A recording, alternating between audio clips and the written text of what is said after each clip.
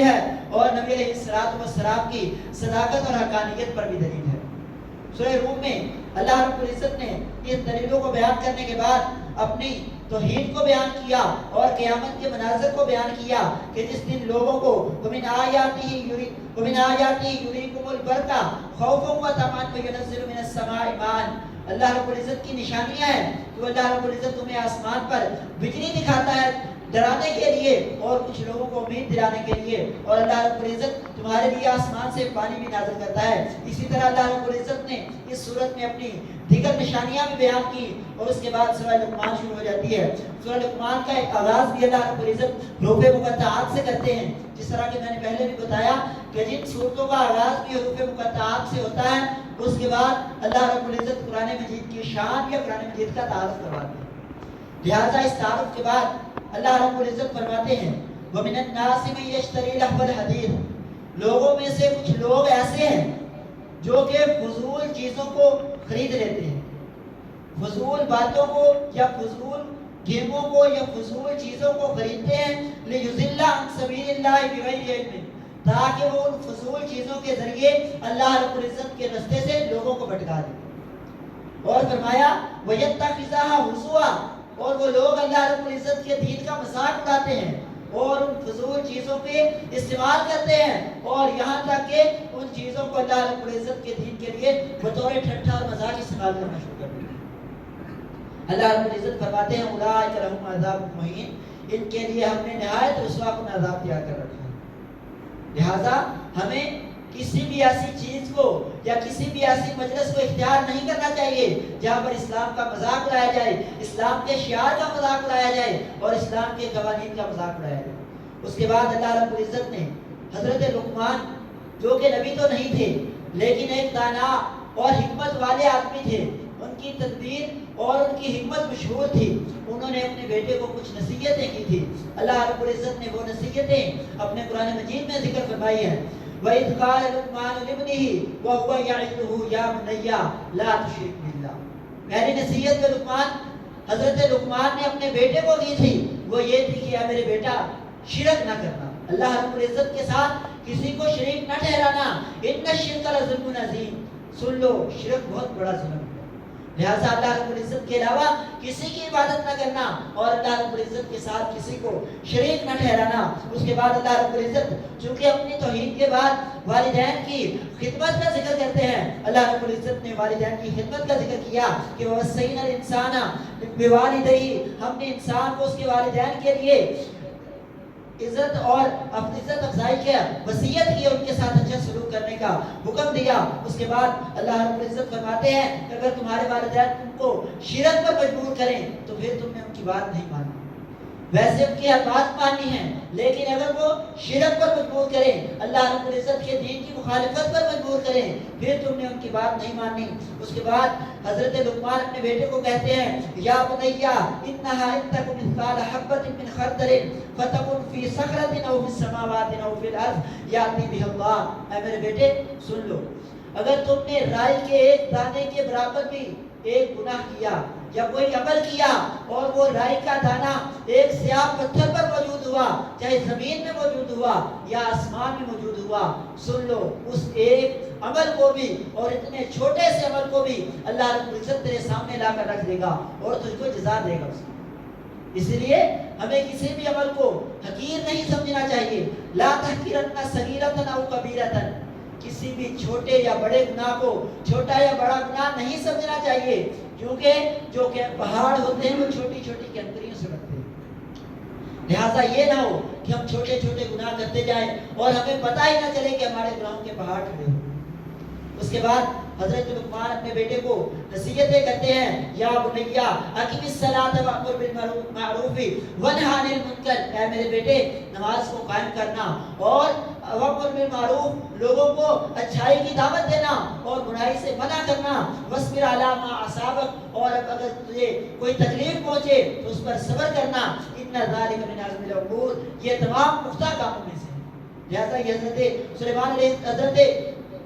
حضرت لقمان کی وصیتیں اللہ رب العزت ذکر فرما رہے ہیں۔ اس کے بعد فرمایا وَلَا تُسَعِّرْ خَدَّكَ لِلنَّاسِ وَلَا تَمْشِ فِي الْأَرْضِ مَرَحًا، اے میرے بیٹے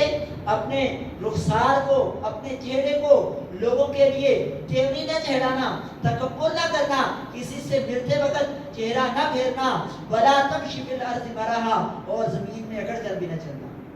ایک دوسرے مقام پر اللہ رب العزت فرماتے ہیں انک لن تخرق الارض ولن تبلغ الجبال طولا، اے میرے بندو زمین پر اکڑ کر چلتے ہو، تم زمین کو پھاڑ نہیں سکتے اور نہ ہی پہاڑوں کی بلندی کو پہنچ سکتے۔ لہذا جب تمہارا کوئی ایک چیز بھی تمہاری اپنی نہیں تو تم کس وجہ سے اللہ رب العزت کے سامنے تکبر کرتے ہو؟ ایک شخص نے، شیطان نے تکبر کیا تھا، اس نے کہا تھا انا خیر منہ، میں اس سے بہتر ہوں، میں اس سے اچھا ہوں۔ اللہ رب العزت نے اس کو اپنی بارگاہ سے نکال دیا تھا اور درمندہ کر دیا تھا، اتنی باتیں اس نے کی تھی، اللہ رب العزت نے سب ضائع کر دیا۔ کہیں ہم بھی آج اس بیماری میں مبتلا تو نہیں کہ میں اس سے بہتر ہوں، انا خیر منہ؟ میرے بھائیو اس تکبر سے بچ جائیے، یہ تکبر اللہ رب العزت کو بہت ناپسند ہے۔ اس کے بعد اللہ رب العزت اپنی نعمتوں کا تذکرہ فرماتے ہیں، اور اس کے بعد سورہ سجدہ شروع ہوتی ہے۔ سورہ سجدہ میں بھی اللہ رب العزت قرآن مجید کا تعارف فرماتے ہیں اور اپنی توحید کے بارے میں بیان کرتے ہیں اور لوگوں کے مختلف گروہوں کا ذکر کرتے ہیں، اور اس کے بعد سورہ احزاب کا تذکرہ ہوتا ہے۔ سورہ احزاب میں اللہ رب العزت نے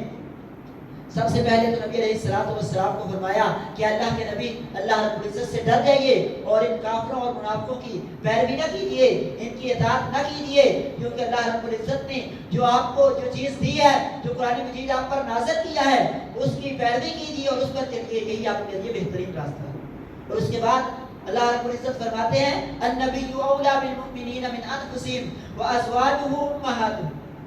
اے مومنو، اے ایمان والو سن لو، جو نبی صلی اللہ علیہ وسلم ہے وہ تمہیں تمہاری جانوں سے بھی زیادہ عزیز ہونے چاہیے۔ نبی علیہ الصلوۃ والسلام ایک مرتبہ حضرت عمر رضی اللہ تعالیٰ عنہ کے پاس کھڑے ہیں، فرمایا عمر تو مجھ سے کتنی محبت کرتا ہے؟ فرمایا اے اللہ کے نبی میں اپنی ہر چیز سے زیادہ آپ سے محبت کرتا ہوں لیکن اپنی جان سے زیادہ نہیں۔ نبی علیہ الصلوۃ والسلام فرمانے لگے سن لے عمر، تو اس وقت تک مومن ہی نہیں ہو سکتا جب تک اپنی جان سے زیادہ بھی میں محمد صلی اللہ علیہ وسلم سے محبت نہ کروں۔ حضرت عمر فرمانے لگے اس کے بعد میں اپنی جان سے زیادہ رسول اللہ صلی اللہ علیہ وسلم سے محبت کرتا ہوں۔ اور نبی علیہ الصلوۃ والسلام کا فرمان بھی ہے لا یؤمن احدکم حتی اکون احب الیہ من والدہ وولدہ والناس اجمعین، کہ کوئی شخص اس وقت تک ایماندار ہو ہی نہیں سکتا جب تک وہ سب سے زیادہ اپنی جان سے، اپنی اولاد سے اور تمام لوگوں سے زیادہ مجھ کو محبوب نہ بنائے۔ اس کے بعد اللہ رب العزت نے غزوہ احزاب کا ذکر کیا۔ غزوہ احزاب منافقین، مشرکین اور مختلف قبیلوں کے لوگ مدینے پر چڑھائی کر رہے، تقریباً 30,000 کا لشکر، مختلف قبیلوں کے لوگ سارے جمع ہو کر آ گئے، اسی وجہ سے اس کا نام الاحزاب رکھا جاتا ہے، کیونکہ سارے گروہ جمع ہو کر نبی علیہ الصلوۃ والسلام کے مقابلے میں آ گئے۔ حضرت سلمان فارسی رضی اللہ تعالیٰ عنہ نے نبی علیہ الصلوۃ والسلام کو رائے دی کہ مدینہ کے 3 اطراف محفوظ ہیں، پہاڑ ہیں، درخت ہیں، لہذا ان اطراف سے حملہ کرنے کی وہ جرأت نہیں کریں گے، ایک طرف خالی ہے لہذا اس طرف خندق کھود دی جائے۔ نبی علیہ الصلوۃ والسلام نے صحابہ کے مشورے سے خندق کو کھودنا شروع کر دیا، مدینے کے ایک طرف خندق کھود دی گئی اور نبی علیہ الصلوۃ والسلام اور آپ کے صحابہ خندق کھودنے میں مشغول رہے اور بھوکے پیاسے وہ خندق کھودی اور مدینہ کا دفاع کیا۔ اور